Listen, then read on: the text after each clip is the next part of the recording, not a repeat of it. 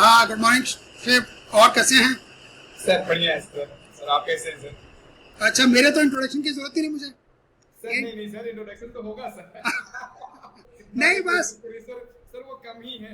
वो ऐसा है कि इंट्रोडक्शन ना बाद में पता लगता है कि आपने क्या समझाया थी। आप समझा सके तो इंट्रोडक्शन क्वालिफिकेशन का कोई मतलब नहीं है। क्या आप कम्युनिकेट कर पाए या नहीं कर पाए, वो इम्पोर्टेंट है।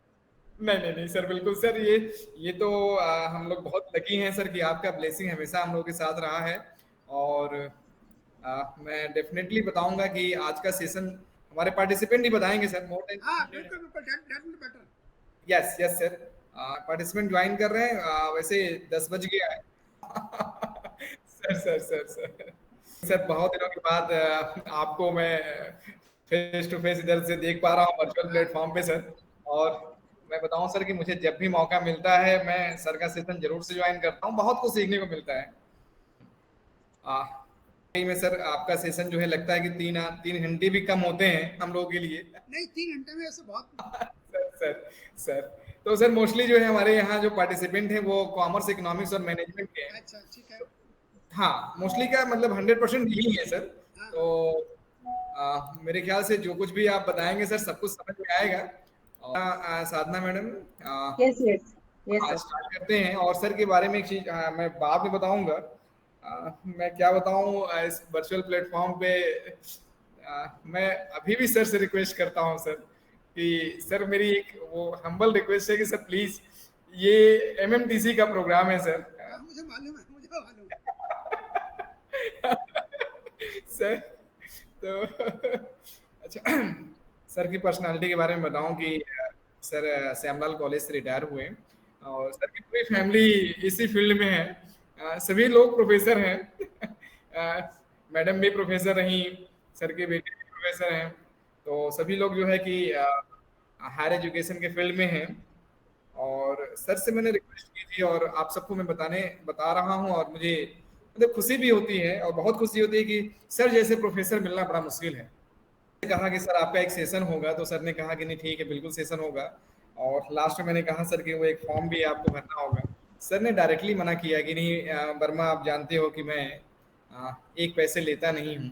मैंने सर से कहा कि सर ये मेरा पर्सनल प्रोग्राम नहीं है, ये यूजीसी एमएमटीसी का प्रोग्राम है और यूजीसी सर पेमेंट करती है। फिर भी उन्होंने साफ साफ मना किया कि अगर मुझे पेमेंट करने की बात आएगी तो मैं सेशन नहीं लूंगा। मैं ऐसे फ्रीली आ जाऊँ तो वो सही है, लेकिन अगर कुछ देने की बात आएगी तो मैं सेशन विड्रॉ करता हूँ, मैं नहीं आऊंगा। सर जैसे प्रोफेसर मिलना मतलब मुझसे तो बड़ा मुश्किल लगता है, नामुमकिन है सर। मैं बताऊं आपको इस आज के दौर में। और जबकि ऑफिशियल मैं सब बताना चाहूंगा कि ऑफिशियली जो है ये पेमेंट होता है, लेकिन सर ने मना किया, साफ साफ मना किया। और कई बार कहने के बाद जो भी सर अभी भी मना कर रहे हैं मुझे। लेकिन ये सर की महा 7,000 में मेरी जीपी की लेनी होती। अब मैं एडवोकेट बन गया हूँ। एडवोकेट के मिनिमम फीस इससे कहीं ज्यादा है। आई नो सर, बिल्कुल sir. Yes sir. Sir professor अच्छा, हैं। फिर मैं एक मेरा प्रिंसिपल बना हुआ है कि मैंने लेना नहीं है। मुझे बिना लिए हुए ज्यादा खुशी होती है, मैं बता के भी नहीं लिया। मानता है सर। और सर मैं आपको बताऊं कि वीके सिंघानिया सर से मेरी बात हुई थी अच्छा, सर। हाँ हाँ। तो सर ने कहा कि राठौर सर आ रहे हैं, तब तो जितना मैं बताऊंगा उससे कहीं ज्यादा वो बता देंगे। तो मैंने कहा कि सर आज पूरा सेशन हम टैक्सेशन पे रखेंगे, डायरेक्ट टैक्स और जीएसटी पे। तो बल्कि उन्होंने कहा कि जीएसटी का पोर्शन जो है कि गुरुचरण सर को दे दीजिए। हाँ, वो तो गुलशन ले लेना, हाँ गुरुशरण। यस, हाँ हाँ। तो सर जीएसटी का सेशन जो है गुरुचरण सचदेवा सर के लिए है सर। सेकंड हाफ में सर आएंगे, जुड़ेंगे। हाँ हाँ हाँ। जी। तो साधना मैडम, Yes. यस स्टार्ट करते Huh. हैं प्रोग्राम को। Uh, Good morning, everybody. Good morning, our resource person, Dr. S.B. Rathod, sir, Shivji, sir, and all dear participants who have joined us for almost last 1 week for this refresher program on commerce, economics, and management. On behalf of UGC MMTTC and Ishwar Saran PG College, I welcome you all onto this virtual platform of our e-learning, that is our refresher course. It's my honor and privilege to introduce such a great personality onto this platform. I mean, sir has already spoken so much for now, and I feel I'm very delisted person to introduce sir, but then still I'm taking this honor and privilege. So talking about sir. Sir कुछ लोग अभी भी admit हो रहे हैं, आप जरा उनको ऐड कर देंगे. मैं हाँ एडमिट कर रहा हूँ. हाँ, okay. So, sir had joined Shamlal College on 28th October 1977, and sir is now retired as associate professor on 31st December 2019. Sir is registered as advocate with effect from 4th of March 2025 with Bar Council of Delhi. Talking about his qualifications, sir, I mean, I need not to talk about his qualifications. Sir is MPhil and then LLB and PhD from CCS University. Sir's expertise is into different aspects, maybe income tax, e-filing of returns, financial literacy. Sir takes lots of lectures into various colleges. I think he has covered almost entire country with almost 20 to 25 colleges, just to name few of them, which I can see. I cannot name all of them, but then few of them. That is Daulat Ram College, Hansraj College, ARSD College, Bharti College, Aurobindo College, Maharaj Agrasen College, and many more. Even Vivekanand College is also in the list. So, sir, I am feeling very great. I am basically from Vivekanand College, but I do not know it is which part of the country. I am from Mumbai. So, yeah. And talking about sir's expertise, he delivers n number of talks, but he doesn't charge even a single honorarium for any of his lectures. And I think that is something what academicians, should appreciate, that we do not find such kind of personalities nowadays. But sir is having that characteristic. So, sir, we are very thankful and grateful to you that we have got this opportunity to connect to you. Sir is also having his YouTube channel as Tax Doctor, okay, and his Facebook account is DRSB Rathore. So even after the session or any of the time, if we feel to refer sir or sir's guidance, probably we can do so with his YouTube channel. Sir is also the director for Ishakshar Learning Solutions Private Limited. Filing, sir also files various salaried individuals return filing work that has also been taken care by sir. And today's session is going to be on to income tax basics as well as income tax return filing for all the salaried class people. So thank you so much, sir, for joining us. Also, if I look at his family background, sir's son is already walking into Siddharth Rathore College as assistant professor of economics. Sir's wife, Dr. Usha Rathore, madam also got retired as associate professor from Mata Sundari College, Delhi University. So, sir, the entire family of academicians, I think now with you, probably we will be also able to hear their thoughts because we have 3 hour session with you. Thank you so much, sir, for joining with us. And we are very eager to listen from you, sir. Over to you, sir. And में चलता रहेगा as एफकी ही आज आईटर 1 file करके online करके TIS से फिर जो acknowledgement होगी वो भी मैं आपको दिखाऊंगा. और मैंने वाइफ से, मैं अपना डाटा तो शेयर करते ही रहता हूँ, आज मैंने वाइफ से परमिशन ले ली है और उनकी एज मत देखना, ऑफिशियली 3 साल बड़ी है तो उनको एज के बारे में तो गड़बड़ रहता है, अदरवाइज मैं उनका डाटा शेयर करके आपको बता. तो सबसे पहले मैं आपको इनकम टैक्स, ठीक है आप पढ़ाते रहे होंगे, ऐसे ही हो सकता है इन्फॉर्मेशन मैं आपको दूं. तो शिवजी फिर इंट्रोड्यूस करते हैं और मैं अपना पीपीटी से होगी कोई भी आपके मन में चल रहा होगा, मैं सभी पार्टिसिपेंट्स को बताना चाहूंगा, आप डायरेक्टली सर से पूछिए और सारा प्रॉब्लम का सलूशन सर के पास. आप ये शिवजी दिखाई दे रहा है ना आपको बनाया हुआ, ये तो देखो आपका ही है. आप लोगों ने जो लेटर में, ये देखिए आज का हमारा जो फाइनेंशियल ईयर हम ले रहे हैं और इसका असेसमेंट ईयर है, आगे वाले टाइम में इंट्रोड्यूस हो रहा है और जिसमें हमारा 1 ईयर चलेगा tax year, SSC, individuals, forms. हम यहाँ पर जो कंसेप्ट इस्तेमाल करते हैं रिटर्न, ओल्ड रिजीम के अंदर हम एज देखते हैं. फॉर दिस फाइनेंशियल ईयर हम देखेंगे एज, हो सकता है अभी तक आपने 31 मार्च 25 देखी हो, लेकिन exactly it should be on age on senior या सुपर सीनियर. ये ओल्ड रिजीम में काम आएगी, न्यू रिजीम में कोई काम नहीं आती आपकी एज, उसमें मेल फीमेल एज कोई मायने नहीं रखेगी. न्यू रिजीम के अंदर रैंक्सल स्टेटस के 2 हो जाते हैं, ऑर्डिनरी रेजिडेंट और नॉट ऑर्डिनरी रेजिडेंट, और एक नॉन रेजिडेंट जो बेसिक कंडीशंस वाला है. आपके heads of income, deductions, exemptions, ये हेड्स ऑफ इनकम मैंने बताए हुए हैं. सैलरी में पेंशन भी हम ऐड करते हैं, सैलरी आपकी कैश में हो, काइंड्स में हो, अलाउंसेस हो, सब अपने काउंट करने हैं। डिडक्शंस हैं उसमें, house property, self occupied, let out या डीम्ड टू लेट आउट। यदि आपकी एक से ज़्यादा प्रॉपर्टी है तो आपको भरनी होती है आइटम 1। लेकिन यदि आपकी 2 प्रॉपर्टी है, दोनों खाली पड़ी हैं, तो वो होंगी सेल्फ। लेकिन यदि आपकी प्रॉपर्टी है मोर देन 2, सब की सब खाली पड़ी हैं, तो डिपार्टमेंट कहता है कि 2 प्रॉपर्टी जो भी आपके ऑप्शंस की हो उनको आप छोड़ दें, और बाकी जो थर्ड प्रॉपर्टी है, एनी थर्ड प्रॉपर्टी, वो होगी deemed to let out. Capital gains, short term, long term, shares का है, गोल्ड का है, वो सारा आपका बिजनेस प्रोफेशंस में। अदर सोर्सेज में जो इनकम कहीं और नहीं आएगी, रेजिडुअल सोर्स, वो आ जाएगा आपका अदर सोर्सेज में।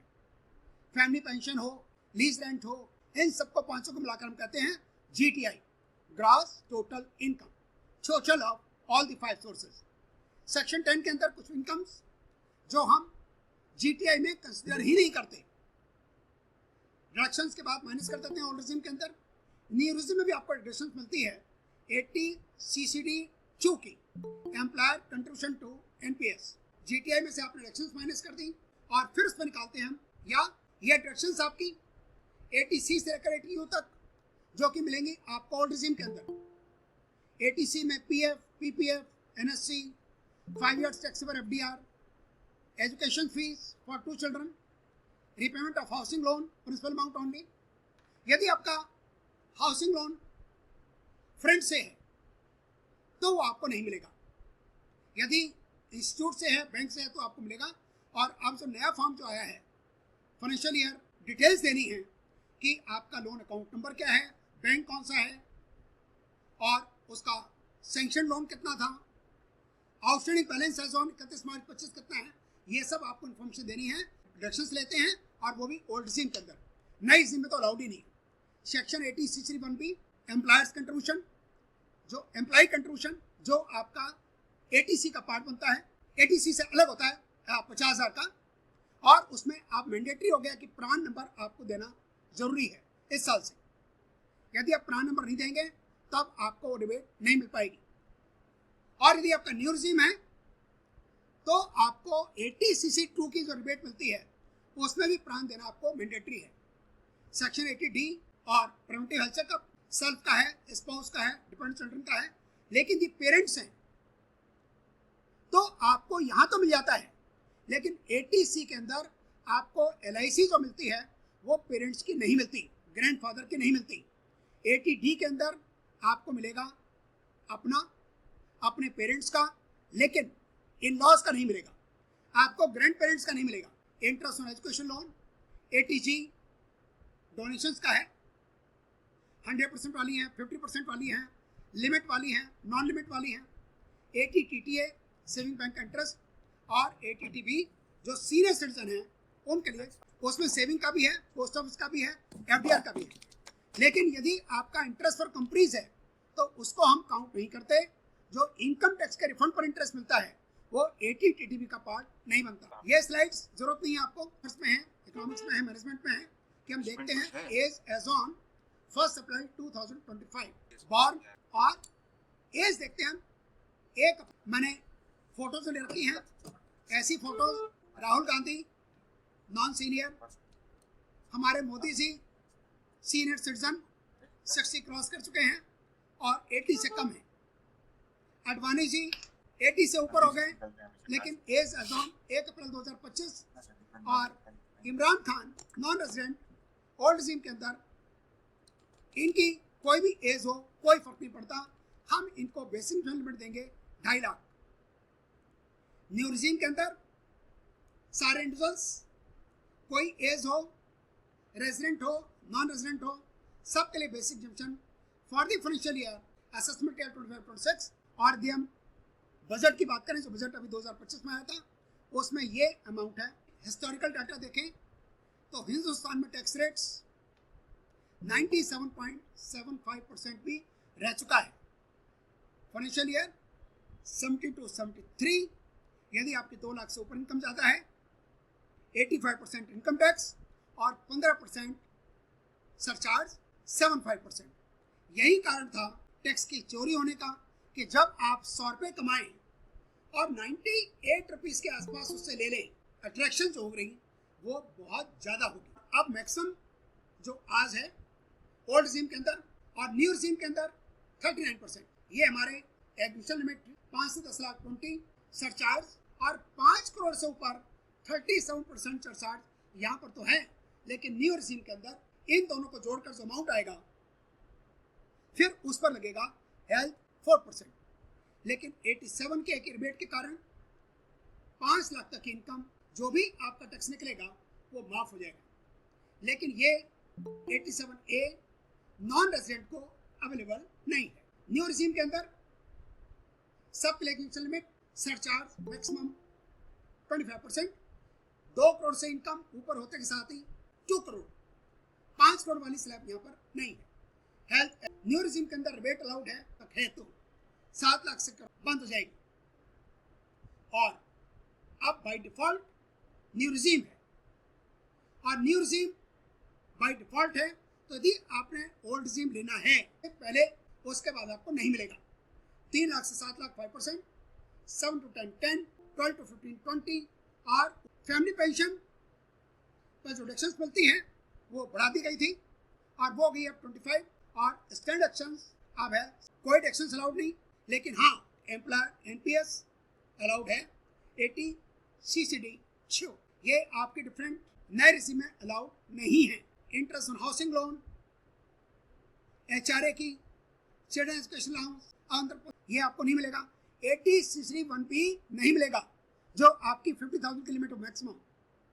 Section 80D 25 40 1 lakh, 80E 80EEA 80EEB और 80 TTA for non senior, senior के लिए 80 TTB, ये डिडक्शंस आपको नहीं मिलेंगे यदि आप न्यू रिजीम और ये लेट फीस यदि अब डेट बढ़ा दी गई फ्रॉम 31 जुलाई टू 15 सितंबर, और हुआ ये कि इनकम टैक्स डिपार्टमेंट का जो बजट आया था लास्ट ईयर वो आए एक इंटरिम बजट और एक आया फाइनल बजट इलेक्शन के बीच, इलेक्शन की वजह से उसमें कैपिटल गेन में चेंज किया गया 23 जुलाई तक।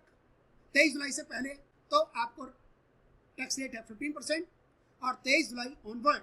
इसी तरीके से लॉन्ग टर्म कैपिटल गेन यदि आपका 23 जुलाई से पहले है तो 1 लाख फ्री शेयर्स पर और 10%, और उसके बाद 12.5 और एग्जम्पशन है 1.25 की।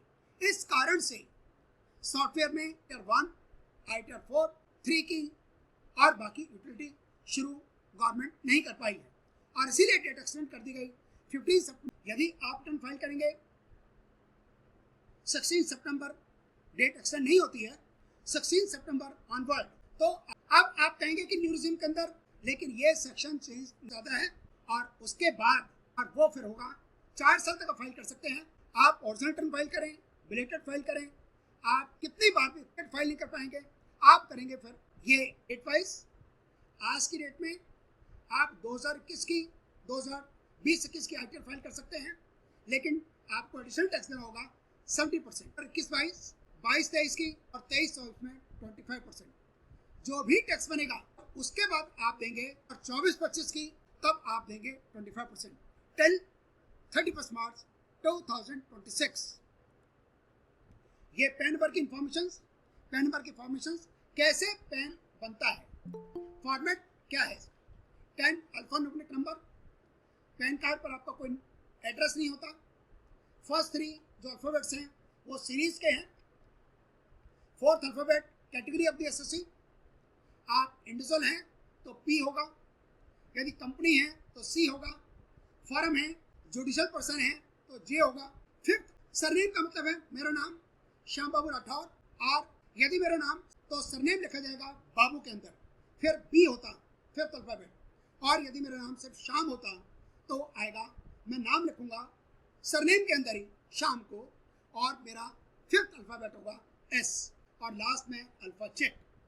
और ये टाइम से शुरू हुआ डॉक्टर मनमोहन सिंह, जिनका सीरीज नई series S for Singh 0001 R is alpha check. ये देखिए Manmohan Singh AAP S for Singh, और लास्ट में 4 नंबर, और बाद में alpha check. AAE series P for individual, G for Gandhi, 4 numerical और बाद में अल्फा चेक। सौरभ, सिर्फ एक ही नाम है, कोई सरनेम नहीं, कोई मिडिल नेम नहीं। तो BHO ये भोपाल का है, P for individual, S for Saurabh, Salman, Salim Khan, K alpha check के हो गया सरनेम। और श्यामला कॉलेज मेरा अपना कॉलेज जहाँ मैंने 42 ईयर सर्विस की, इसका पेन नंबर AAA। जब आपका इंस्टीट्यूट है, जब आपकी कंपनी है, तो उसमें कोई सरनेम नहीं होगा, आप पूरा नाम श्यामला कॉलेज का S। Narendra series, P for individual for check से पेन नंबर है, 10 नंबर भी। जब हम TDS क्लेम करते हैं, ये शायद फॉर्मेट आपने कभी पता नहीं लगा होगा आपको किस तरह से बनता है। ये भी 10 अल्फा न्यूमेरिक है। DL दिल्ली में registered, S for Shyamlal, 5 numerical और लास्ट में अल्फा चेक रजिस्टर्ड हुआ दिल्ली, तो DEL आ गया। बॉम्बे का, मुंबई का MUM होगा और first initial letter of the organization S। यदि HDFC बैंक होगा तो उसका H होगा, ICICI बैंक होगा तो I होगा। 5 न्यूमेरिकल कंप्यूटर जनरेटेड। और यदि इस नंबर को हम 7 से डिवाइड करें और रिमाइंडर आ जाए 0, यदि हम 7 से डिवाइड करें, रिमाइंडर बच जाए 1, 6 आता है, तो लास्ट में आ जाएगा G। Daulatram college, DEL, D for Daulatram, 00040, 7 से आप डिवाइड करें, रिमाइंडर बचा 5, अल्फा चेक आ गया F। Shyama Prasad Mukherjee college, DEL, S को डिवाइड किया 7 से, रिमाइंडर जो बचा वो आ गया। ये डिफरेंट वाइफ का कॉलेज तो रिटायर हुई, गार्गी कॉलेज हमारे बेटे ने यहाँ पर 9 साल सर्विस की, वो 10 number. Aruna Asaf Ali government hospital जो हमारी डॉक्टर है और उसके हॉस्पिटल का 10 नंबर G, क्योंकि 1597 को हम डिवाइड करें 7 से तो रिमाइंडर बचता है 6 और आ गया G।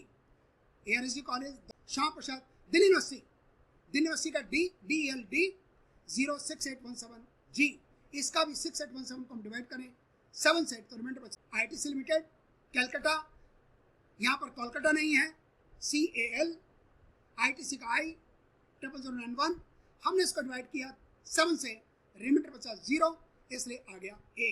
इसके बाद जब हम एडवांस टैक्स देते हैं और वो दें हम 31 मार्च तक, तो कहलाता है एडवांस टैक्स। यदि हम 31 मार्च के बाद पे करते हैं और जब आप टैक्स देंगे और ये यूनिक नंबर होगा, डेट आपको लिखनी पड़ेगी न्यूमेरिकल्स में, जिसको कहते हैं हम सिर्फ आइडेंटिफिकेशन नंबर, डेट और चालान नंबर। बैंक IFCI, एक अकाउंट आपको लिखना मैंडेटरी है और उसमें अपने आपको बैंक का नाम लिखने की जरूरत नहीं। HDFC बैंक, पंजाबी बाग, HDFC, और जो लास्ट में जो है वो 0 है, ये ध्यान रखिएगा। 4 आपके अल्फा हैं, फिर 0 है और बाद में लास्ट के से वो अल्फा भी हो सकते हैं, न्यूमेरिकल भी हो सकते हैं, दोनों भी हो सकते हैं। दिल्ली ये यस बैंक से कनेक्टेड है, कोऑपरेटिव बैंक है, तो यस B 4 अल्फा, 0 DNB और 004। यदि आपको एम्प्लॉयर से गिफ्ट मिलता है वो सैलरी हेड में आएगा। Gift in kind is exempted for 5000। यदि रिलेटिव से मिलता है आपको, तो कोई भी ओकेजन हो, कोई भी डेट हो, आपको टोटली टैक्स फ्री। लेकिन रिलेटिव की डेफिनेशन है और उसमें स्पाउसेस भी इंक्लूड होते हैं। आपको अपने बच्चों से मिले, ग्रैंड चिल्ड्रन से मिले, पेरेंट्स से मिले, ग्रैंड पेरेंट्स से मिले, ब्रदर से मिले, सिस्टर से मिले, या पेरेंट्स के ब्रदर सिस्टर से मिले, या उनके स्पाउस से मिले, लेकिन ग्रैंडफादर के ब्रदर से मिलेगा वो अलाउड नहीं है। रिसीट फ्रॉम नॉन रिलेटिव 50,000 तक फ्री, 50,000 के बाद आपका पूरा का पूरा टैक्स हो जाएगा, तो that 51,000 will be added. Income relative से मिले, दादा के ब्रदर से, मैंने बताया दादा के ब्रदर से मिले, सिस्टर्स मिले, वो एग्जम्प्टेड नहीं है। स्पाउस के एक्स स्पाउस से मिले, सपोज को किसी डाइवोर्सी से शादी की और उसको स्पाउस के अपनी वाइफ के एक्स हस्बैंड से पैसा मिलेगा। चिल्ड्रन, ग्रैंड चिल्ड्रन, पेरेंट्स, ये सब माफ है। यदि मैरिज पर मिले, बर्थडे पे मिले, आप मैरिज पर ठीक है टैक्स फ्री मिलेगा, लेकिन उसमें भी यदि आपका अनयूजुअल अमाउंट हो, एक्स्ट्राऑर्डिनरी अमाउंट हो, तो आईटीओ हो सकता है उस बंदे की इनकम और मैरिज करने की भी लिमिट होगी। पहले डिवोर्स देगा तो मैरिज करेगा। Wife of will inheritance, will say कोई ये इंटरेस्ट 234 के बाद यदि आप रिटर्न फाइल करेंगे 234C एडवांस टैक्स को डेफर करने के लिए। यदि आपका नॉन सीनियर सिटीजन है, आप नॉन रेजिडेंट हैं, तो आपको 10,000 से अमाउंट ज़्यादा है। आपकी टोटल टैक्सेबिलिटी जितनी बनी उसमें से TDS माइनस कर दें, और यदि वो अमाउंट 10,000 से ज़्यादा होता है then you are suppose to pay advance tax as per the specified dates. यदि आपका टोटल टैक्स 3 लाख और आपका TDS कट गया सिर्फ 2.5 लाख, तो 50,000 रुपये फिर आपको देने थे 15 जून को। इस 50,000 का 15% बाई 15 जून, जो कि डेट निकल चुकी। 15 सितंबर जो आपने दे दिया उसको माइनस कर लें, 50,000 का 75% 37,500। यदि शॉर्टफॉल हो रहा है का 1 और वो भी है 1% पर मंथ, और यदि आप 90% से आपने ज़्यादा दे दिया 31 मार्च तक, तब आपको मिल जाता है। ये आपने फॉर्म्स आइटर 1 ट्रस्ट के लिए है, 6 कंपनीज के लिए है। सैलरी मोर देन 2 एम्प्लॉयर हो गई, तो हाउस प्रॉपर्टी 1, नो डाउट कि 2 फ्री हैं, तो आप फाइल करेंगे 2। अदर सोर्सेस में इसमें सेविंग बैंक का इंटरेस्ट, FDR का इंटरेस्ट, फैमिली पेंशन आ जाएगी। लेकिन यदि आपका यहाँ पर क्लबिंग है, यदि यहाँ पर आपका लॉस कैरी फॉरवर्ड है, तो आप नहीं कर पाएंगे। फिर आपको जाना होगा आइटल 2 में। सैलरी 2 एम्प्लॉयर हो, 1 से ज़्यादा हो या 1 हो। हाउस प्रॉपर्टी डिटेल्ड इसमें लिखेंगे, आप एड्रेस में लिखेंगे।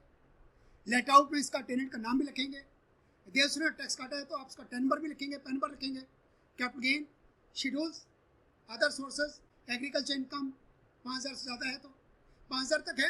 लेकिन यदि आपका लॉन्ग टर्म कैपिटल गेन है, इस साल से चेंज आया है, लॉन्ग टर्म कैपिटल गेन वो भी शेयर्स का, और वो भी 1,25,000 तक, तो ITR लोन में आप डाल सकते हैं कि ये आपकी सेल और ये आपके एक्विजिशंस और आपका लॉन्ग टर्म कैपिटल गेन 1,25,000 से तक है। तो हाउस प्रॉपर्टी वही आइटम 1 की कंडीशंस, बट और आइटम 1 में भी यही लागू होता है। 1 में भी 50 लाख से क्रॉस नहीं करनी चाहिए। कोई टैक्स ऑडिट नहीं होगा ITR 4 में। ड्यू डेट टू फाइल 15 सितंबर। JSON यूटिलिटी से आप कर सकते हैं। प्रीफिल्ड डाटा रिक्वायर्ड, आप उसमें एक्सेल यूटिलिटी होती है, आप प्रीफिल्ड इंपोर्ट कर दें, आप कंप्यूटर में डाउनलोड करें और उससे काम चलाएं। ऑनलाइन तो आप कर ही सकते हैं। 1 हाउस प्रॉपर्टी ओनली। यदि आपके 2 हैं, 2 सेल्फ ऑक्यूपेट अलाउड हैं, लेकिन आप आइटम 1 फाइल नहीं कर पाएंगे। टैक्सल इनकम, एग्रीकल्चर इनकम 5,000 से ज़्यादा है तो फाइल नहीं कर पाएंगे। नो सेल ऑफ एसेट्स, सिर्फ अभी लॉन्ग टर्म कैपिटल गेन का आया है। यदि आपने प्रॉपर्टी बेची, गोल्ड बेचा, तब आप नहीं कर पाएंगे item 1। No clubbing allowed, no income from business professions. यदि आप अनलिस्टेड शेयर में आपको इन्वेस्टमेंट है, यदि आप किसी कंपनी में डायरेक्टर हैं, तब भी ये आपके रेट्स 25-26 के फाइनेंशियल ईयर, जो कि बजट आया सरचार्ज 25%। ओल्ड में कोई चेंज नहीं किया। Health education same 4%। 87A की लिमिट अब हो गई कि 12 लाख तक आपकी इनकम है, तब आपको कोई टैक्स नहीं देना। जो भी टैक्स होगा आपका माफ हो जाएगा। लेकिन शॉर्ट टर्म कैपिटल गेन हो गया, तब हम नहीं करते और फिर आपको लगेगा टैक्स। यदि आपकी सारी की सारी इनकम मैं कहता हूँ, तो फिर आपको ये T7K की रेट का फायदा नहीं होगा। Optional old tax rate regime है, भरना है 4 लाख से 8 लाख 5%, 8 से 12 10, 16 से 25, 24 लाख से ऊपर 30%। नो चेंज स्टैंड एक्शंस के अंदर जो भी हमने देखा, employer NPS allowed, no actions 80C2। Shiv ji, मेरा हाफ लेक्चर कंप्लीट हो गया है। Background, they will be able to understand very clearly the minute things what you have put into your presentation, sir. May I request all the participants? I think they can put their queries. Sir has completed his first part of the session. Yes, मेरा एक query है। हाँ। Sir ने अभी बोला कि PRAN number अभी mandatory किया गया है। सर, प्रान नंबर की पेन नंबर? प्रान परमानेंट रिटायरमेंट नंबर होता है। सर वो क्यों, मतलब वो उसको क्यों मैंडेटरी किया गया जिसका ओल्ड नहीं, जब आप एम्प्लॉयर को भी पता होगा। Renew नहीं, pension scheme। नहीं, गवर्नमेंट नहीं चेंज करती। गवर्नमेंट ने आपको एक एडिशनल फैसिलिटी दी है कि आप न्यू में जा सकते हैं। ब्रेक, यदि आप नॉन सीनियर हैं, यदि आपकी डिडक्शंस 80C, HRA, 80G इन सब ऊपर है, तब तो जाएं आप ओल्ड रिजीम के अंदर। यदि अमाउंट कम है, तब आपको न्यू रिजीम ठीक पड़ेगा, न्यू रिजीम में आपकी टैक्स लाइबिलिटी होगी। और गवर्नमेंट कहाँ कर रही है आपको? गवर्नमेंट तो नहीं करी, गवर्नमेंट ने आपको एक एडिशनल फैसिलिटी दी कि आप न्यू रिजीम में जा सकते हैं। अभी भी आपके पास चॉइस हो, आपको ओल्ड रिजीम अच्छा लगता है, ओल्ड रिजीम में जाइए आप। लेकिन अब मैंडेटरी है कि यदि आप कर रहे हैं 80C2, 80C1, तब आपको प्रान इज मैंडेटरी। मैं आपको फॉर्म दिखा दूंगा, उसमें लिखा हुआ है, और भी प्रान नंबर देंगे तो आप आईटीआर सबमिट ही नहीं कर पाएंगे। ये मैं आपको प्रैक्टिकल बता रहा हूँ। 100% जनरेट हुआ होगा। एनपीएस में आप चेक भी कर सकते हैं कि आपका कितना बैलेंस हुआ पड़ा हुआ है। ये आपको आइडिया नहीं है, हमारे कॉलेज में सब एम्प्लॉइज को लॉगिन आईडी पासवर्ड रखा है उनको एनपीएस के अंदर। और बकायदा पेंशन स्कीम में है, जैसे जो हमारे सीनियर टीचर्स हैं उनके लिए प्राण मैंडेटरी है या नहीं? मैडम का क्वेश्चन, डिम्पल मैम का, आई थिंक ये है। देखिए, यदि यदि गवर्नमेंट स्कीम वाला एनपीएस है, जो कि 6 आपके ट्रस्ट है, प्रान नंबर है, वो देना मैंडेटरी है। अदरवाइज आपको सिस्टम रिबेट आपका, यदि आप न्यू रिजीम में जाएंगे तब भी प्रान इज मैंडेटरी। मैं आपको ऑनलाइन ऑफलाइन दोनों करके दोनों दिखा दूंगा। सर एक क्वेश्चन ऐसा है, एम्प्लॉयर चेंज किया है फाइनेंशियल ईयर में, हाँ, और पहला एम्प्लॉयर मार्च टू फरवरी काउंट करता है, एम्प्लॉयर अप्रैल टू मार्च, तो उस एम्प्लॉय के लिए फरवरी महीना ऐसा हुआ जो कि पहले के केस में भी काउंट हो रहा है। सर उसमें बेस्ट तरीका है, आपको जो आपका टीआईएस है, आप एआईएस है, अदरवाइज आप अपने मन की कोई भी आप फंस जाएंगे। यदि 26 एस के अंदर यदि आपको पूरा का पूरा 12 महीने का दे रखा है या 13 महीने का दे रखा है, आपको फॉर्म 26 एस को, एआईएस को, टीआईएस को ओवर रूल नहीं करना। अदरवाइज आपका एम्प्लॉयर, मुझे ही मालूम है कि गवर्नमेंट कॉलेज में काम कर चुका हूँ, हमारे यहाँ मार्च टू फरवरी ही होता है। लेकिन दूसरा एम्प्लॉयर यदि वो अप्रैल टू मार्च ले रहा है और फॉर्म 26 एस में डिक्लेरेशन आ गई, तब फिर आपको लेना पड़ेगा टोटल 13 महीने की सैलरी। हाँ सर, कृष्णा जी, उसमें ये है, once income is tax it can not be tax twice. यदि आपने किसी बार 13 महीने की सैलरी पर टैक्स दे भी दिया, एक इनकम पर 2 बार आपको टैक्स नहीं देगा। लेकिन मैं दोबारा इस बात को रिपीट कर रहा हूँ, आपने 26 एस, आपने एआईएस, इस बार बहुत सारी इंक्वायरी आई हैं, बहुत अच्छे टूल्स हैं, वो ढूंढ कर आपको नोटिस भेजेंगे, और नोटिस भेजने के पर्याप्त जनरेट होगा, उनको कुछ नहीं करना। अभी 14 जुलाई 2025 को 150 लोकेशंस पर रेड पड़ी, और उसमें हमारे कॉलेज के लोग भी इन्वॉल्व हुए, जिन लोगों ने फेक सेक्शन 1013A की रिबेट क्लेम कर रखी थी, सेक्शन 80GG-C की रिबेट क्लेम कर रखी थी, और वो फंस गए।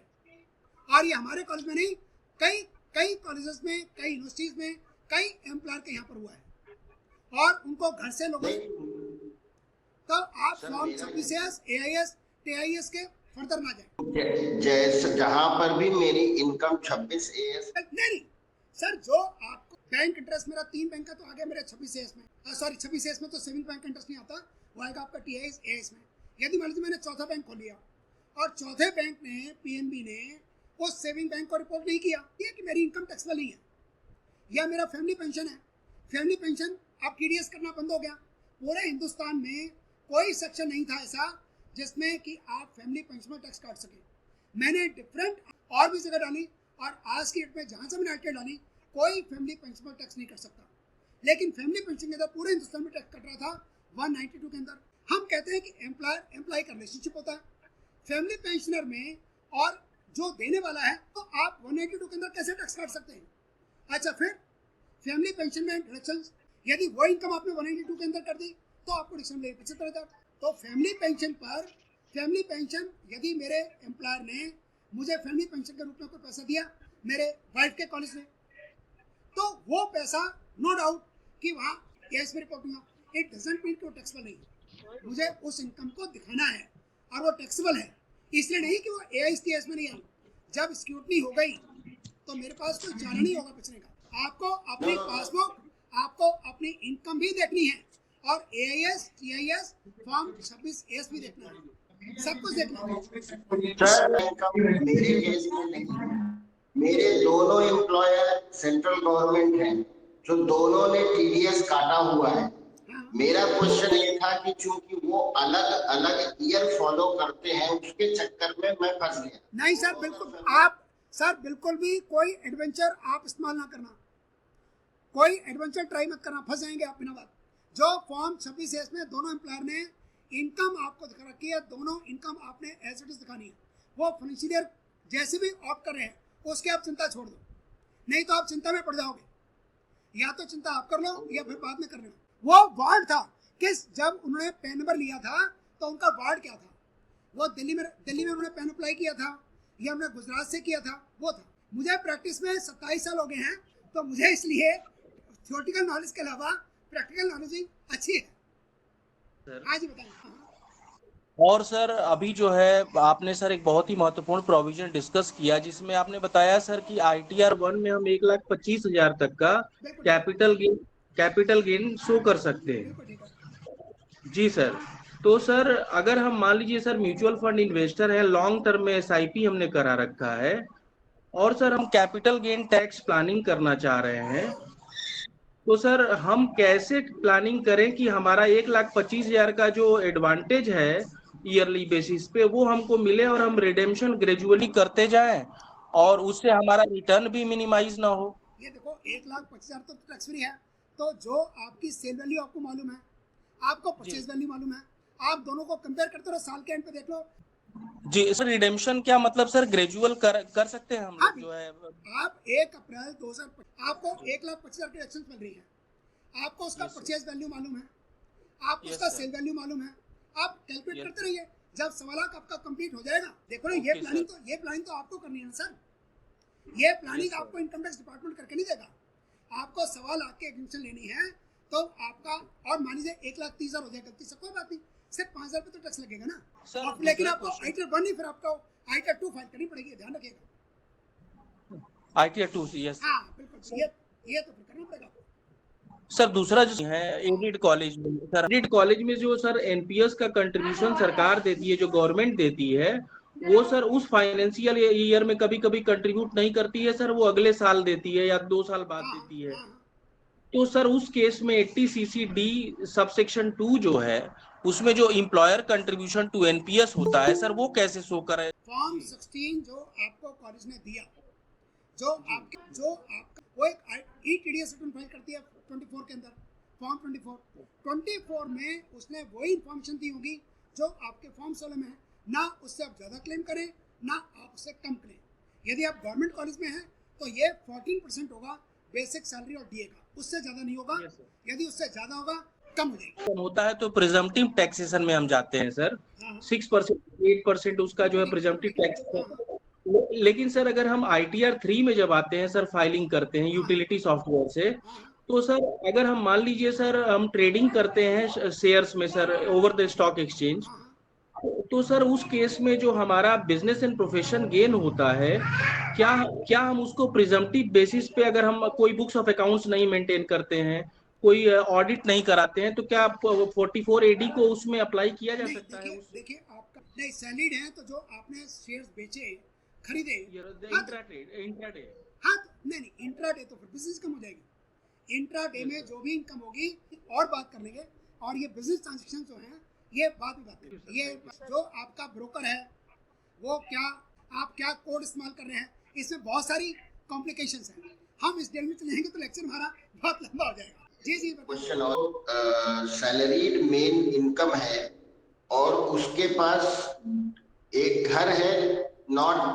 Rented, it is just lock, और शेयर्स है बट नॉट ट्रेडेड, IPO से लेके रखा हुआ है, और जो सेविंग बैंक वगैरह का जो होगा उसकी इनकम होगी। तो फॉर्म कौन सा? नहीं, एक तो आपकी सैलरी इनकम हो गई, एक आपका मकान हो गया, जो नॉट सेल्फ ऑक्यूपाइड होगा ना, हम उसको सेल्फ ऑक्यूपाइड ही बोल देते हैं। और तीसरा जी, तीसरा शेयर्स है आईपीओ से लिए, नॉट ट्रेडेड।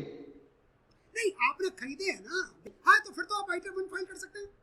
यदि आपकी इनकम 50 लाख तक है, आपका सैलरी है, पेंशन है, अदर सोर्सेज में बैंक इंटरेस्ट हो गया आपका, है ना, तो आपका आईटीआर 1 खरीदने से कोई मतलब नहीं होता ना, खरीदने से कोई मतलब नहीं है। आप 50 लाख के शेयर खरीदे, 20 लाख के खरीदे शेयर खरीदे, म्यूचुअल फंड खरीदने का कोई वहाँ पर आईटीआर 1 से कोई रिलेशन नहीं है। वहाँ पर हम कोई अमाउंट नहीं डाल रहे कि आपने कितना नहीं खरीदा। Sir then you have to file ITR 2। हम बात करें टैक्सेबल इनकम की, क्योंकि वहाँ पर सरचार्ज लग जाएगा आपका। आईटीआर 1 के अंदर सरचार्ज का प्रोविजन है ही नहीं। Okay sir, okay. आगे शिफ्ट बताएं। Are you do you want to ask something? Actually, your voice is not clear, sir. Yes, I would like to ask a question. जी जी बताएं। Datta sir, I think there is some problem with your device. Yeah, Am I audible now? yeah, very well. Yes. Sir, actually, NPS में I am not very fluent in Hindi. Ma'am, sir ये NPS को portfolio क्या हम change करने के होता है? नहीं, that you can change. That you have the option. There are 3-4 options. So you have the. For that, can I change it? नहीं, and you want to change, just give in writing. So they will change on your request. Okay. So I alone cannot There are- change. Only no, employer can no, change. that I don't think so. Without permission of, you'll have to inform, Okay. because you But I don't have have to direct give access. dismissal. You don't have direct access to the. Yes. Hello Manoj sir. Hello हाँ sir, sir मेरा sir ये sir बता दीजिए कि जैसे जो medical reimbursement होता है जितने भी हमारे हॉस्पिटल्स हैं, जी, हम उसमें अलाउड हैं, उसके अलावा अलाउड ही नहीं हम। जब उसमें अलाउड ही नहीं है प्राइवेट में, तो हमें सारा का सारा जी। टैक्स फ्री है, हमारी इनकम का पार्ट नहीं बनता, क्योंकि ये सब होता है प्राइवेट जी, के अंदर। जी, और जी। कुछ एक सर दो एक्चुअली में हमारे यहाँ नहीं, 1-2 कॉलेज में मनोज जी मैंने देखा है, कुछ कॉलेजेस जो है इस जी। रिम्बर्समेंट को 15,000 रुपये टैक्सेबल कर रहे हैं, जो कि गलत है। हम जी, जो हमारे लिस्टेड हॉस्पिटल्स हैं, लिस्टेड डॉक्टर्स हैं, हम जी। उन्हीं को कांटेक्ट कर सकते हैं, उन्हीं को जाकर जो पैसा खर्चा अलाउड ही नहीं है, जी। तो बाकी 15,000 हो, ज़्यादा हो। लेकिन अभी भी 1-2 कॉलेज हैं हमारी यूनिवर्सिटी में, एक उसमें एक टाइम पर श्यामा प्रसाद मुखर्जी कॉलेज था, बाई नेम मैं कह रहा हूँ, जो अब वो भी हट नहीं कर रहा, उनको समझा दिया गया। Medical reimbursement sir, medical reimbursement जब अपन कराते हैं तो वो हमारी सेल मतलब हमारी अकाउंट में डायरेक्ट क्रेडिट हो जाता है। आपने खर्च किया, आपको मिल गया, वो आपके फॉर्म 16 का पार्ट नहीं बनेगा ना। फॉर्म 16 का पार्ट क्यों बनेगा? जब वो टैक्सेबल है ही नहीं, तो why will come part of.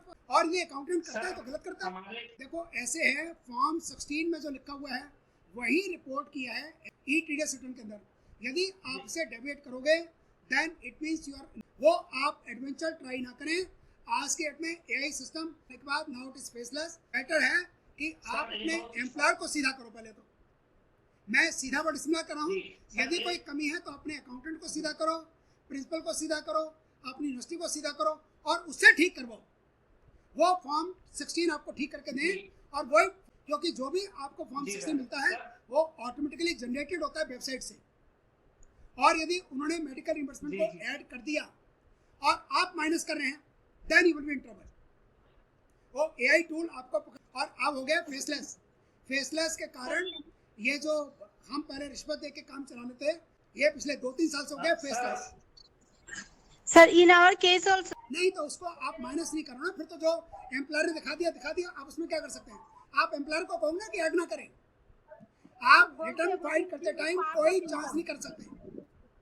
You can not take deductions, simple. यदि आप लेते हैं तो यू आर इन्वाइटिंग ट्रबल। आप अपने एम्प्लॉयर को समझाओ, एम्प्लॉयर को कन्विंस करो कि टैक्सेबल नहीं है। यदि आपका एम्प्लॉयर नहीं मानता और आप रिटर्न फाइल करते हो माइनस करके, तो आपको नोटिस आएगा। ये मैं आपको अपना प्रैक्टिकल एक्सपीरियंस बता रहा हूँ, इसमें कोई थ्योरेटिकल एक्सपीरियंस नहीं है। नहीं मानता तो विड्रॉ लो, फिर क्या हो गया? अरे नहीं मानता तो कोई बात नहीं, 30% टैक्स दे दो उस पर, क्या हो गया? यदि आप एम्प्लॉयर को समझा नहीं सकते, इनकम टैक्स को समझाने की कोशिश ना करो।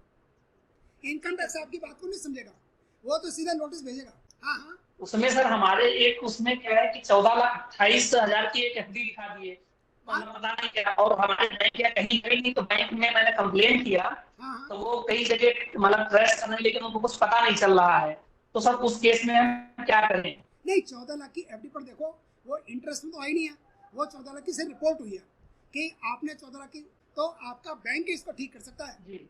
आप जाके कुछ ही कर सकते हैं। बस ये हो सकता है यदि आपकी इनकम उनको तो हो सकता है कि आपकी इनकम 14 लाख और 14 लाख की एफडी कराती, तो आपने खाया क्या? हवा और पानी से तो काम नहीं चल सकता ना।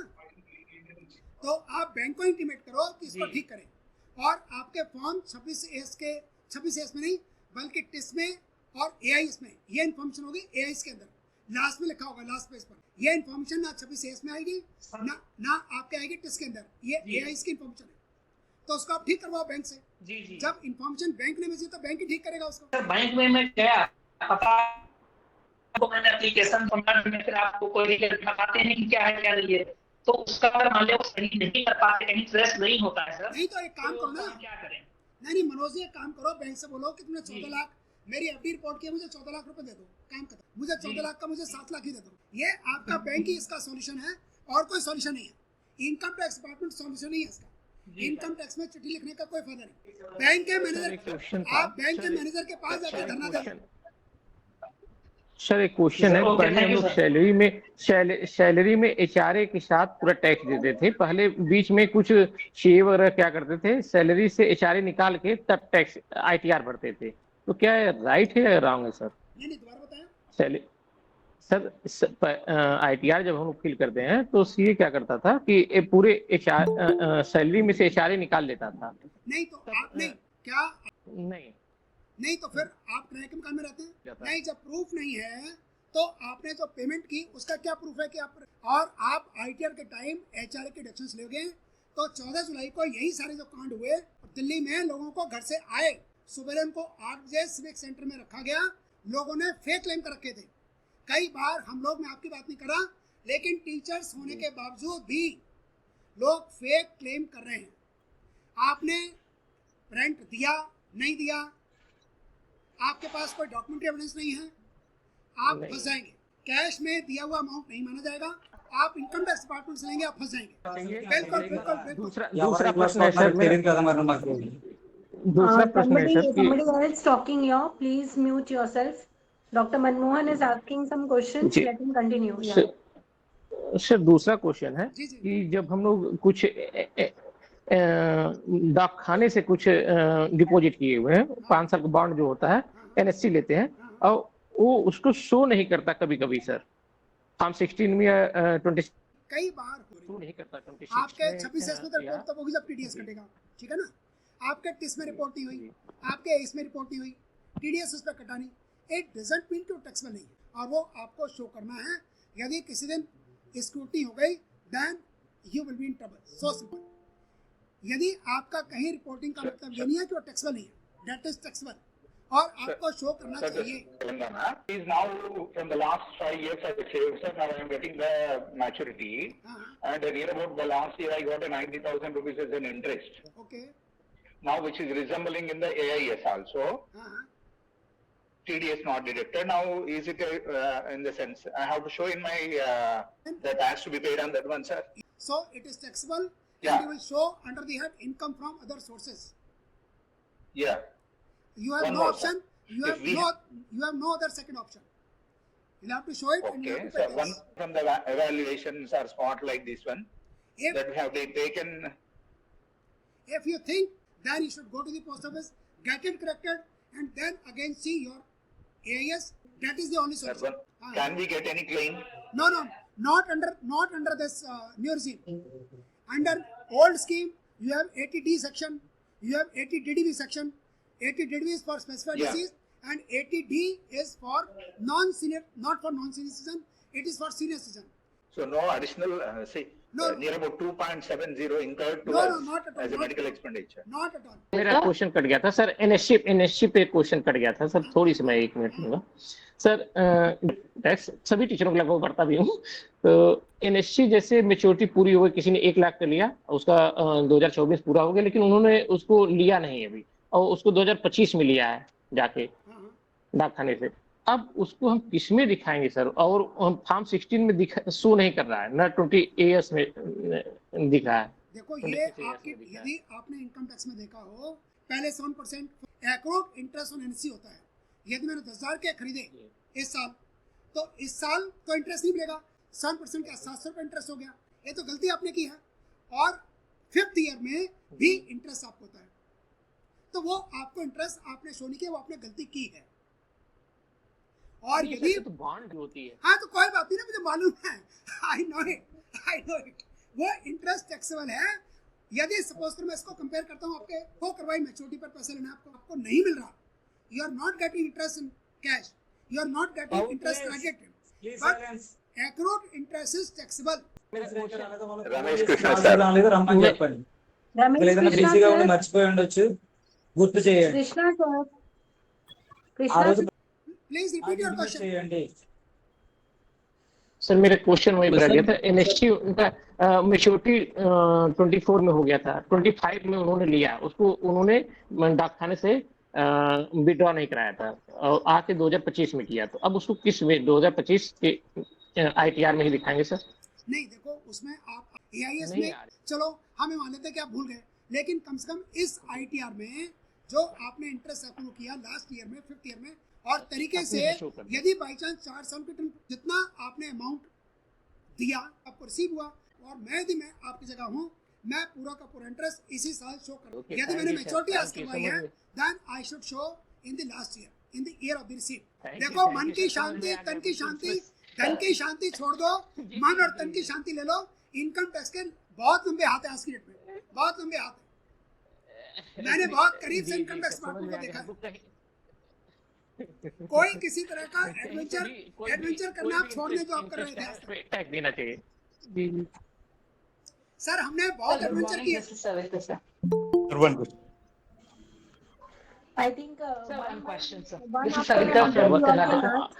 Hello. तो वहाँ ऑब्जर्वर में Wait a वहाँ minute. पे 25,000 30,000 रुपए। हाँ बताएं बताएं। Good morning, sir. One question from my side. Interest on joint accounts. Dr. Madali, your question is not clear. Sir, interest on joint accounts, it is taxable or not, sir? No, you are getting interest spouse FDs. Joint FDs on joint FDs. नहीं, अच्छा, I understand. If you are having joint, if first holder is a wife, then you should show in the ITR of your wife. Or if that is your money, that you should show in your income, and you should show the name of the person. Then special student is there, clubbing student. Income of the spouse, in that should be write the spouse PAN number received on account of your wife's FDRs. Because that is your investment, that money you have given to your wife, and she has just put the money into the FD. That is your money which was given to you by your wife. Whatever interest you are getting, that is taxable in your hand. Section 64. If there is any TDS, on the wife's FDR, then that can also be claimed. But in future, I will say you not to do. That is your money. Keep your FDR in your name. Rather than these are the complications which you are making yourself. So good morning. This is income, or should it be, because we repay it in installments? Should it be taken as an interest-free loan or as a perquisite, or should it just be left by itself? Perquisites, and that will be taxable. All allowances are taxable. All allowances are taxable. Repay, sir. How do we show that? You are getting as an allowance, it is taxable under both regime, old as well as new regime. Not an allowance, sir. If it is advanced, then it is not taxable. That is a loan. If you have taken any advance for any festival, that will have to repay back. Why it will become taxable? Yes, sir. That is a loan, and loan is not taxable. Loan is not your income. Sir, मेरा एक home loan है। Government का एक plan था कि अगर कोई loan 31 मार्च 2022 के पहले सैंक्शन है, उसमें 80 की 50,000 की 2 लाख के ऊपर 50,000 की डिडक्शन मिल रही थी सर।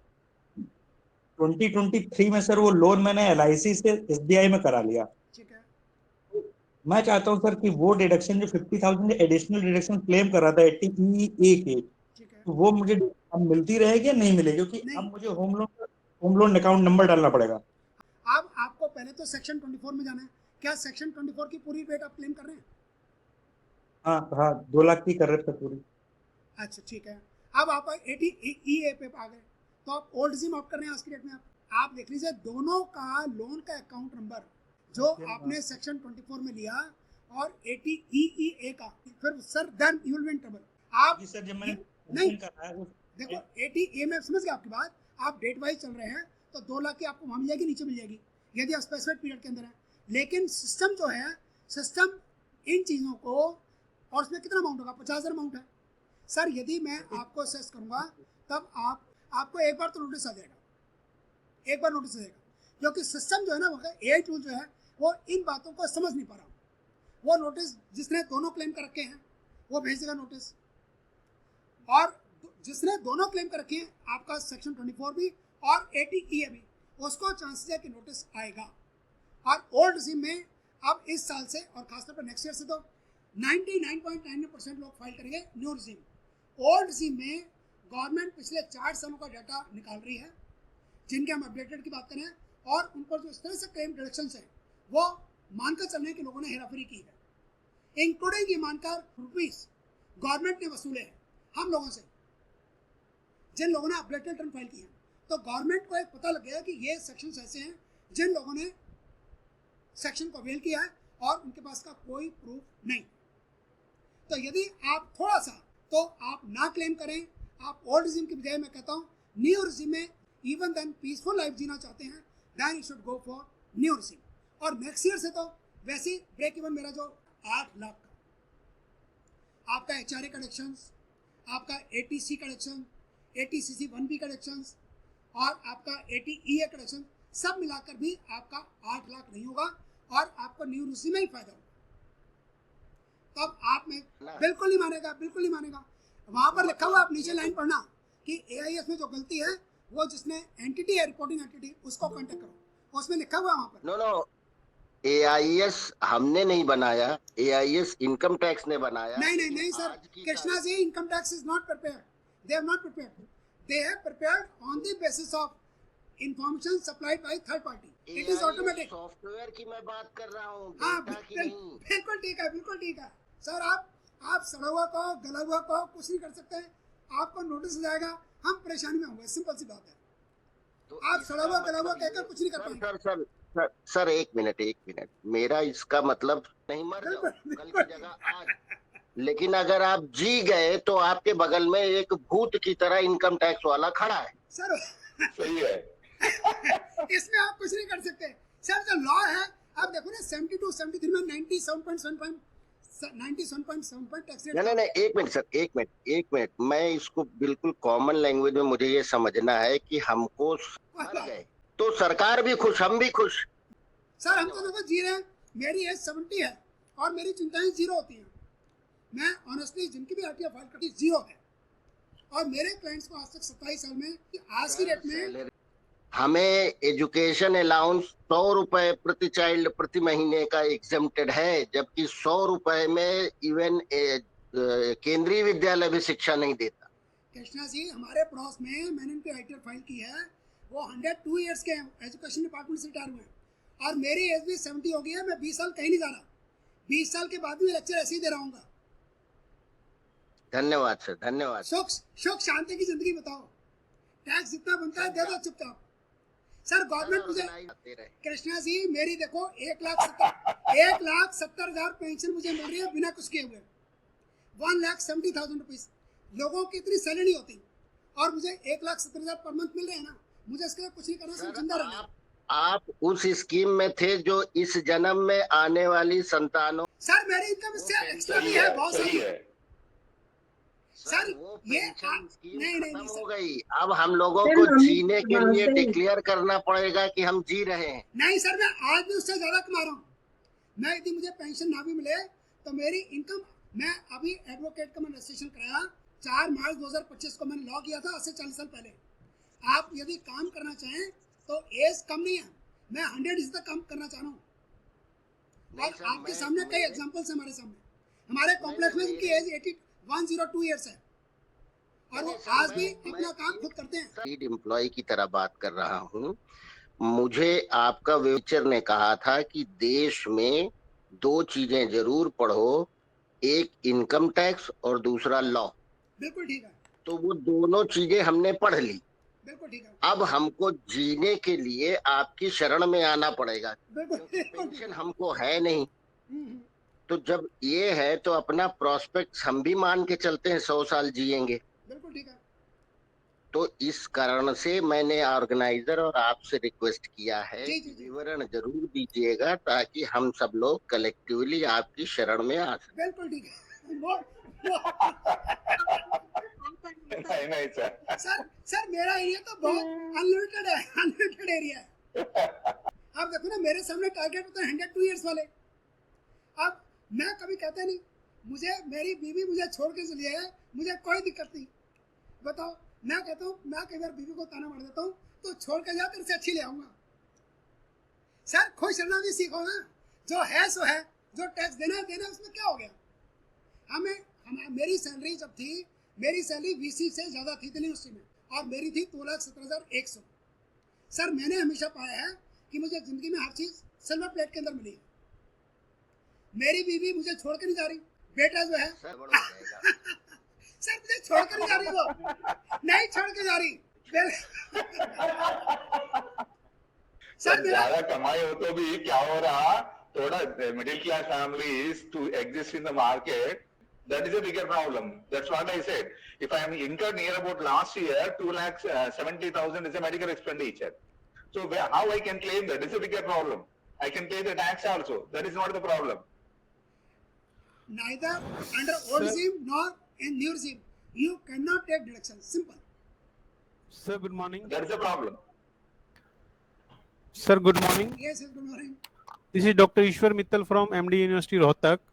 सर मेरे जैसे ट्रस्ट फ्रॉम डिपॉजिट दिखा रहा है, ठीक है, और उस बैंक में मेरा खाता भी नहीं है, उस बैंक में मेरा वो लेन देन भी नहीं है, और वो एक अच्छा खासा अमाउंट इंटरेस्ट फ्रॉम डिपॉजिट दिखा रहा है। कितना अमाउंट है? आपकी सैलरी देखो, आपकी आईटीआर 20 लाख, हाँ तो 20 सर उससे देखो आपकी इनकम टैक्स लायबिलिटी तो कोई चेंज हो नहीं रही। या तो उस बैंक में जाओ, फिर आपका जब तक वो एआईएस में जो इन्फॉर्मेशन आई है वो बैंक ने डाली है, सर उस बैंक को कांटेक्ट करो ना फिर आप। तो उस बैंक के कौन सी ब्रांच में जाएं? नहीं सर, ये आपको बैंक ब्रांच पता लगे, आप उनके मेन हेड ऑफिस चले जाओ, और 45,000 एक बहुत छोटा अमाउंट है, उससे कोई फर्क नहीं आ रहा।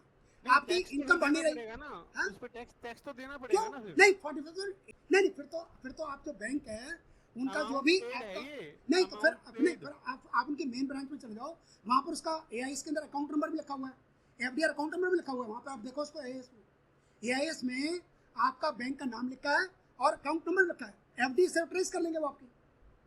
तो आप बैंक में चले जाओ ना, वहाँ पर अकाउंट नंबर नहीं है सर इसमें। नहीं होता है सर, मैं आपको अपनी वाइफ को दिखाऊंगा, अभी देखना आप, उसमें एफडीआर का नंबर लिखा हुआ है, आप उसको चेक करो, अपने एआईएस को चेक करो, उसमें एफडीआर का नंबर।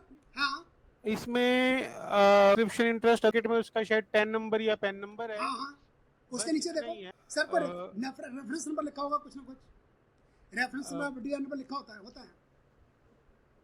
बस इसके अंदर कुछ नहीं है सर, इतना ही है। हाँ तो वही हो गया ना, वही हो गया, पता चलेगा कहाँ से आए। ये देखो ना, क्वार्टर वाटर की जो भी इनकम लिखी होती है ना यहाँ पर। हाँ ठीक है तो उसमें सिर्फ वो टीएसएन नंबर है। नहीं देखो सर, देखो एसएफटी 016 ये एफडीआर का इंटरेस्ट ही है, ध्यान से देखो सर, मिल जाएगा।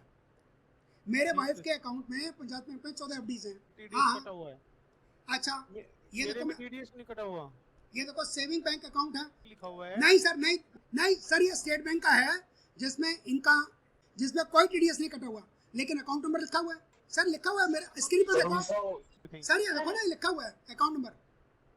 Thank you. ये अकाउंट नंबर स्टेट बैंक ने रिपोर्ट किया to the income tax department.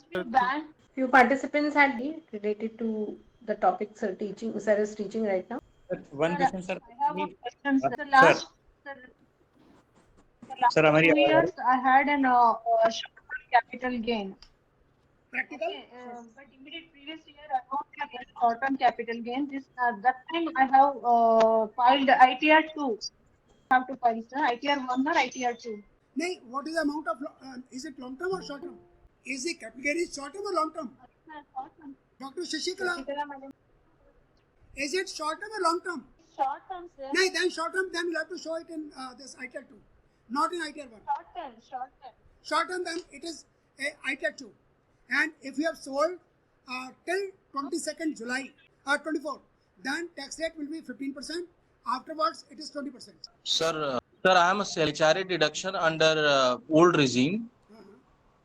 Sir, will I be eligible to claim HRA deduction as well as interest on home loan under section 24? Simultaneously? Sir, that is in Allahabad. I am taking a rented accommodation there. Home is in the process of...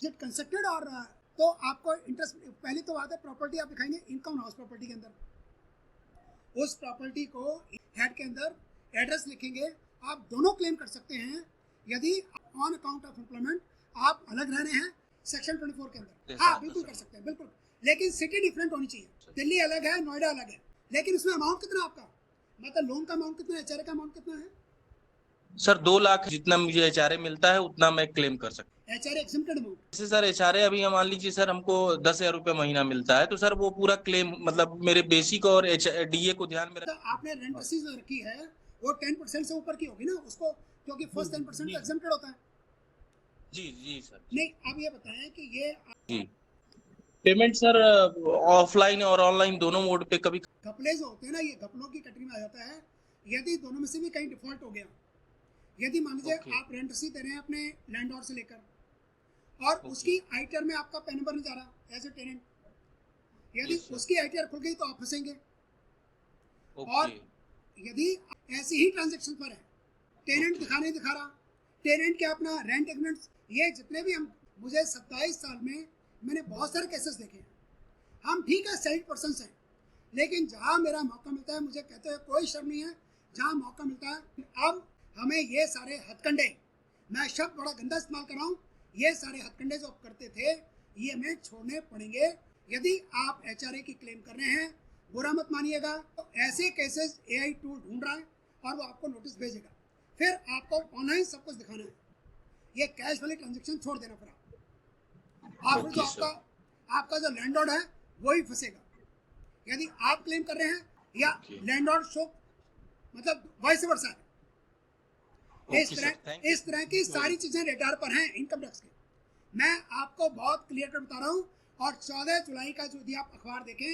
150 locations पर red डाली थी और वो डाली थी because of people like us क्योंकि मेरे IP address पर मुझे पता है कि मैंने 100 टन भरी 100 में मैं सेक्शन 1013 ए की रिबेट ले रहा हूँ सेक्शन 80 जीजीसी के ले रहा हूँ सेक्शन 80 डीडीबी के ले रहा हूँ और सब मैं क्लाइंट्स को फायदा कर रहा हूँ और मैं क्या कर रहा हूँ 50,000 का उसका रिफंड का फायदा किया 10,000 में लेता था ये सब लोग जो हैं जितने भी लोग थे उनका आईपी इस तरह के टीचिंग लाइन में भी ऐसे हम दूध के धुले हुए बिल्कुल नहीं है मुझे पब्लिक प्लेटफॉर्म कहने में कोई शर्म नहीं है हम दूध के धुले बिल्कुल नहीं है हम कई जगह गलती करते हैं जानबूझकर और कई जगह करते हैं अनजाने में जो आपको आपके पास जो आपका इंटरेस्ट है फिर क्रेडिट सोसाइटी का इंटरेस्ट क्या हम शो करते हैं क्या मैं जो इलेक्शन ड्यूटी करता हूँ क्या मैं इंटरेस्ट क्या जो मुझे पैसा मिलता है रेमोनेशन का क्या मैं शो करता हूँ क्या मैं जो नॉन कल्जेट पढ़ाता हूँ जो मैं कॉपी में देखता हूँ उसका पैसा मैं शो करता हूँ तो बहुत सारे ऐसी चीज़ें हैं जो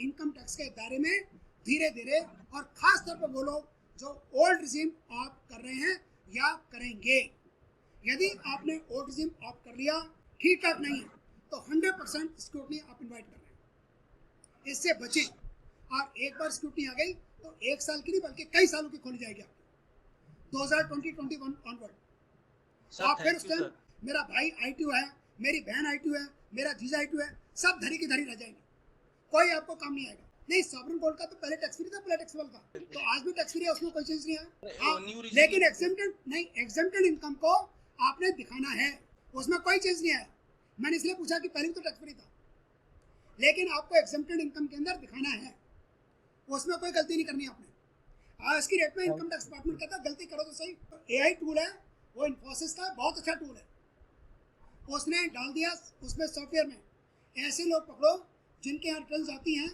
और जो 80 जीजीसी की क्लेम कर रहे हैं जो सेक्शन 1013 की क्लेम कर रहे हैं और जो सीए मेरे जैसे और वकील सबसे ज़्यादा करप्शन फैलाने में इनका ही हाथ होता है यही बताते हैं रास्ते नहीं, दोनों एचआरए तो क्लेम नहीं कर सकते ना, तो आप एक को तो एचआरए यूनिवर्सिटी का नहीं है सर, रेंट पे रहते हैं। आप फंडामेंटल रूल गलत कर रही हैं।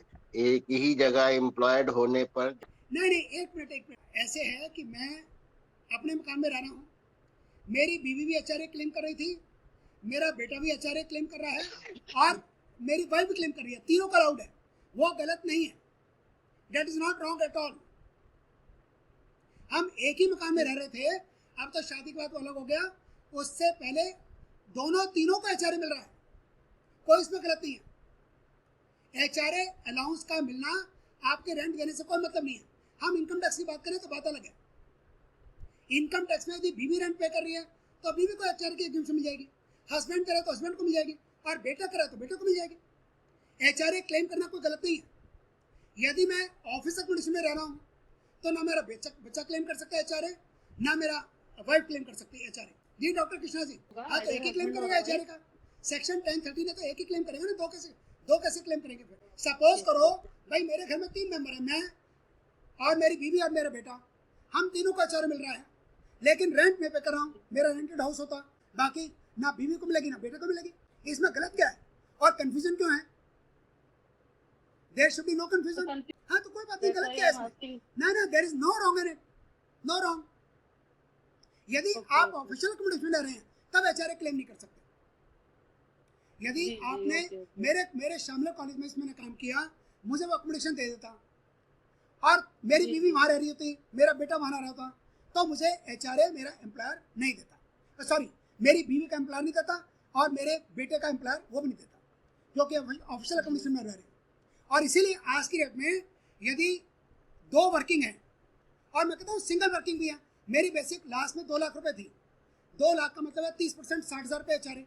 सर मुझे 60,000 देने की जरूरत क्या है कि मैं 60,000 में मुझे अच्छा मकान मिल जाएगा जो मेरे पड़ोस में होगा पश्चिम बिहार में, मुझे क्या जरूरत है? मैं कॉलेज कंडीशन में रहूँगा और कॉलेज में रहूँगा एचआरए भी छोड़ूंगा। नंबर 2, मैं कॉलेज के ऊपर जब भी कोई परेशानी आएगी मुझे कॉलेज से बुला लेंगे तो फटाफट, क्योंकि मैं कॉम्प्लेक्स में रह रहा हूँ। तो आज की डेट में मैंने दिल्ली यूनिवर्सिटी में बहुत कम लोगों को देखा है जो ऑफिशियल अकोमोडेशन एंजॉय कर रहे हैं। लोग रहते ही नहीं ऑफिशियल अकोमोडेशन के अंदर, और मियाँ बीवी दोनों को मिल रहा है तो कोई भी नहीं रहेगा। मेरी बीवी और मैं 1,20,000 में रेंट हो गया जो एचआर में, फिर आप अपने लिए परेशानी मोल ले रहे हैं। और ये आपको रिबेट एम्प्लॉयर दे रहा है, कौन दे रहा है? ये एचआरए की डायरेक्शन जो है, are you claiming from the at the employer level और you are claiming in your ITR? नहीं एचआरए क्लेम नहीं, एचआरए की एग्जम्पशन आई एम आस्किंग। जो एचआरए की एग्जम्प्टेड अमाउंट है वो आप क्लेम कर रही हैं, वो कौन कर रहा है? नहीं सर, मैं ही क्लेम कर रही हूँ। आप क्लेम कर रही है ना, तो आपने पेन नंबर भी रखा होगा लैंडलॉर्ड का, तो आपके एम्प्लॉयर ने आपसे रेंट एग्रीमेंट नहीं मांगा, आपके एम्प्लॉयर की भी गलती है। एम्प्लॉयर को डायरेक्शन ऑफ क्लेम देने से पहले आज की ड्यूटी में उसकी भी ड्यूटी है कि वो देख ले, वेरीफाई कर ले कि आपके पास रेंट एग्रीमेंट होना चाहिए और मोर देन 20,000 पेमेंट होगी। आप अननेसेसरी उसको ऑनलाइन ही पे करें, उसको कहें कि आपको आईटीआर में भी दिखाना है। जब उनको आईटीआर में दिखाना है तो आप ऑनलाइन लेने में क्या दिक्कत है? आजकल तो छोले भटूरे वाला जो है, जो आपको छोले भटूरे दे रहा है 50 रुपए के, वो भी ऑनलाइन पेमेंट ले रहा है। जो 17,000 की पेमेंट, आपको अपनी लाइफ ठीक रखनी है तो आपको ऑनलाइन पेमेंट करनी है, आपको चेक से देनी है पेमेंट, ऑनलाइन करनी है आपको। या फिर आप ये काम करें, आप हर बार रसीद लें, कैश में निकालें बैंक से उस दिन पैसा और फिर से रसीद उसी दिन की ले लें। आपको लगे आपकी बैंक में एंट्री हो जाएगी, आपने बैंक से 17,000 कैश निकाला और 17 उसको पेमेंट दिया, उसकी रसीद आप रखें अपने पास। जब आपकी फेसलेस सिक्योरिटी होगी, आपके पास डॉक्यूमेंट्री एविडेंस तो प्रॉपर होना। फिर देखो मैं हमेशा चाहता हूँ कि मेरे जो भी दोस्त हैं, जानकार हैं, ना आए। ये मैं सारी चीज़ें जो हैं इसलिए बता रहा हूँ कि नोटिस से बचाने के लिए। और आज की डेट में जो हम आईटीओ से मिलकर जो हेराफेरी कर लेते वो बिल्कुल अब जीरो हो गई। सब कुछ ऑनलाइन है। आपको नहीं पता कि आपकी स्कूटी कौन कर रहा है, आपको नहीं पता उसकी जजमेंट कौन देगा, आपको नहीं पता कि आपकी स्कूटी कैसे सिलेक्ट हो जाएगी। और इसमें एचआरए का बहुत बड़ा रोल है। गवर्नमेंट को पता लग गया है कि बहुत ज़्यादा हेराफेरी एचआरए में होती है। और इस बार जो रेट्स पड़ी थी 14 जुलाई को, वो इसी बारे में मेनली थी, एचआरए के बारे में। तो इनसे आप बचें। तो हम सर ITR 2 में कभी कभी करते हैं, ITR 2 भरा और उसमें हमने जो बिजनेस इनकम को अदर सोर्स की तरह दिखा दिया और ITR भर दिया। या हम एसएल नॉन कल्चर की क्लास लेते हैं यदि हमारी बिजनेस एक्टिविटी नहीं है तो।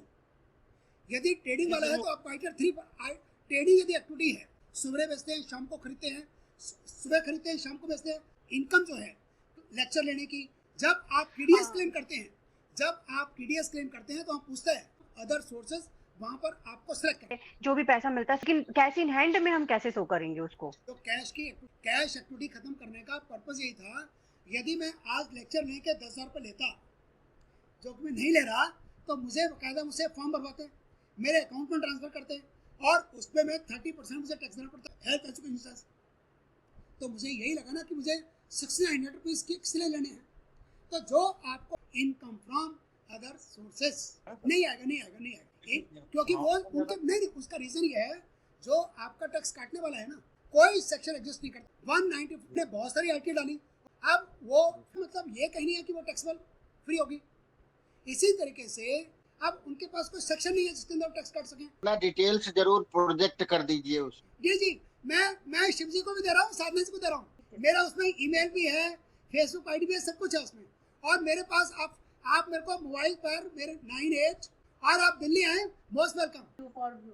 यस, मुझे भी बहुत अच्छा लगा कि इंटरेक्टिव है, बहुत अच्छा है। हाँ, बिल्कुल। Friends, just take 5 minutes quick break and then we'll be back at 12:05 sharp. Okay, all right, thank you. Into the first session, and now we are going to have returns, so either queries will be resolved at the end.